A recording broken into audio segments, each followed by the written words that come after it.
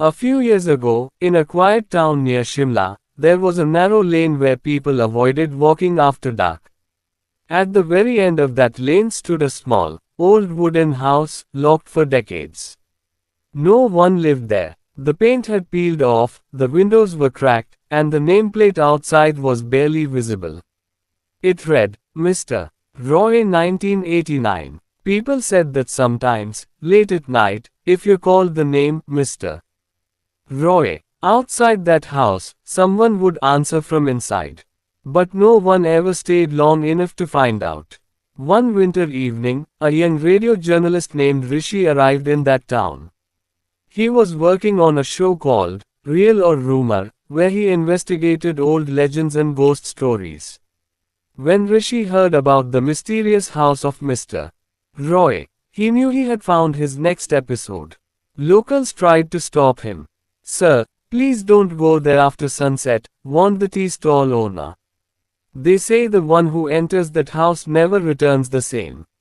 But Rishi just smiled. He didn't believe in ghosts, he believed in facts. That evening, he set up his recorder, camera, and flashlight. The wind howled as he pushed the rusty gate open. The sound echoed through the entire street. Inside, the house was eerily quiet. Dust floated in the beam of his torchlight. There were old family photos on the wall, smiling faces covered with cobwebs. On one table lay a thick diary covered in dust. Rishi picked it up and began to read. April 14, 1989. My wife and I heard footsteps again last night. But there's no one in the house. Rishi flipped a few more pages. The handwriting grew shaky. May 3, 1989. The voices are back. They keep calling my name. I think they want me to join them. Then, the last page. June 9, 1989. If anyone finds this diary, please don't call me. Don't call my name. I must stay silent now. A sudden chill ran down Rishi's spine. His recorder beeped, it had stopped recording on its own. He pressed play to check if anything had been captured. What he heard made his heart stop. His own voice, saying, hello. Anyone here? And then, a faint whisper responding, yes, Rishi. He froze. He hadn't said his name aloud since entering the house. He checked the door, it was open, but outside, the fog had thickened so much that he couldn't even see the gate. Rishi forced himself to stay calm. He started talking into his recorder again. This is Rishi Mehra, investigating the Roy house. I think someone's here. Before he could finish, a loud thud echoed upstairs. Something had fallen. He climbed the creaking stairs slowly. Every step groaned beneath his feet. On the top floor, there was only one room. The door was slightly open, swinging gently as if someone had just entered. Rishi pushed it wider, and gasped. There was a mirror, large and cracked, standing against the wall. And in that mirror, he saw not his reflection, but a man standing behind him, pale, with hollow eyes and blood on his forehead.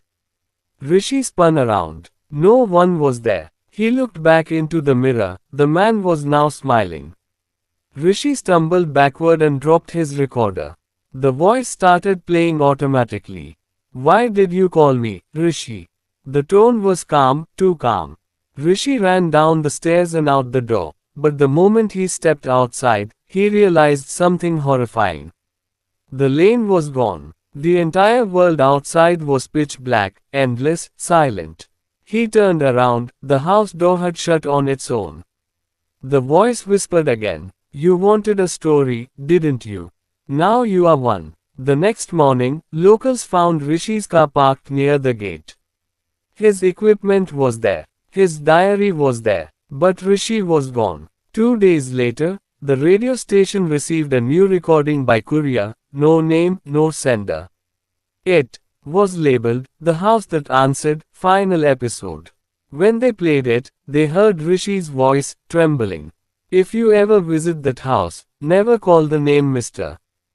Roy, because he always answers. And sometimes, he takes your name too. Then silence. The station manager turned off the recorder, pale and shaken. Because in the last 2 seconds of the tape, barely audible, there was a whisper. Next, it's your turn. Moral. Sometimes the most dangerous thing in the world isn't a ghost. It's curiosity, the kind that makes you go just one step too far.